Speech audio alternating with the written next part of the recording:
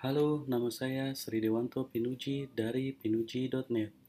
Kali ini saya ingin berbagi bagaimana caranya mendidik anak tanpa kekerasan. Sebab seperti kita ketahui pada masa pandemi ini, kekerasan dalam rumah tangga meningkat angkanya, terutama kekerasan pada anak-anak ketika mereka harus belajar di rumah, melakukan berbagai aktivitas di rumah, kemudian orang tua juga melakukan aktivitas di rumah. Nah, pada saat itu ternyata tingkat kekerasan kepada anak pun semakin meningkat. Oleh karena itu, barangkali sebuah cerita berikut ini dapat bermanfaat bagi Anda. Cerita ini adalah berasal dari masa muda Dr. Arun Gandhi. Beliau adalah cucu dari Mahatma Gandhi. Kemudian berikut ini ceritanya. Tapi mungkin barangkali Anda pernah membacanya. Saya mohon maaf kalau memang hal itu yang terjadi. Tetapi mari kita simak cerita tersebut. Waktu itu saya masih berusia 16 tahun dan tinggal bersama orang tua di sebuah lembaga yang didirikan oleh kakek saya di tengah-tengah kebun tebu 18 mil di luar kota Durban, Afrika Selatan. Kami tinggal jauh di pedalaman dan tidak memiliki tetangga. Tak heran bila saya dan dua saudara perempuan sangat senang bila ada kesempatan pergi ke kota untuk mengunjungi teman atau menonton bioskop. Suatu hari, ayah meminta saya untuk mengantarkan beliau ke kota. Pada saat itu, ayah meminta saya untuk akan menghadiri konferensi sehari penuh. Sementara saya sangat bergembira dengan kesempatan itu. Mengetahui bahwa saya akan pergi ke kota, ibu pun memberikan daftar belanjaan yang ia perlukan.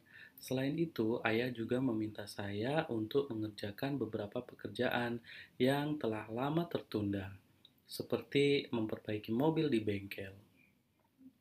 Pagi itu, setiba di tempat konferensi, ayah berkata, "Ayah tunggu kamu di sini jam 5 sore, lalu kita akan pulang ke rumah bersama-sama." Segera saja saya menyelesaikan berbagai pekerjaan yang diberikan oleh ayah saya. Kemudian saya pergi ke bioskop. Wah, saya benar-benar terpikat dengan dua permainan John Wayne sehingga lupa akan waktu.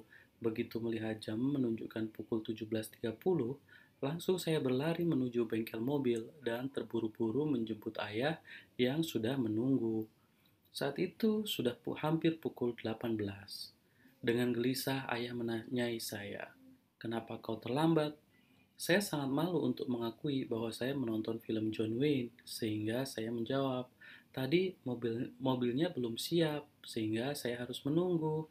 Padahal ternyata tanpa sepengetahuan saya, ayah telah menelpon bengkel mobil itu, dan kini ayah tahu kalau saya berbohong.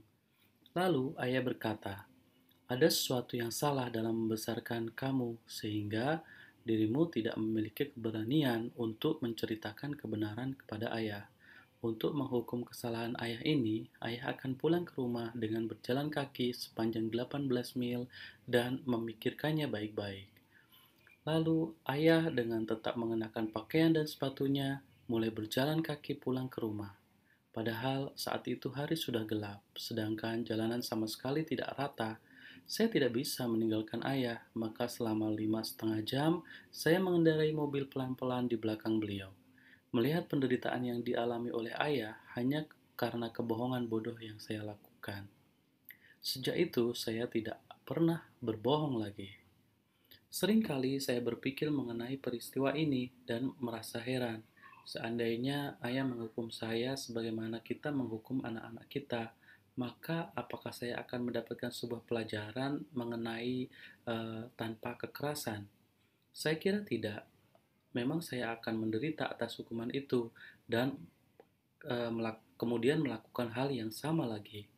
Tetapi hanya dengan satu tindakan tanpa kekerasan yang sangat luar biasa, sehingga saya merasa kejadian itu baru saja terjadi kemarin.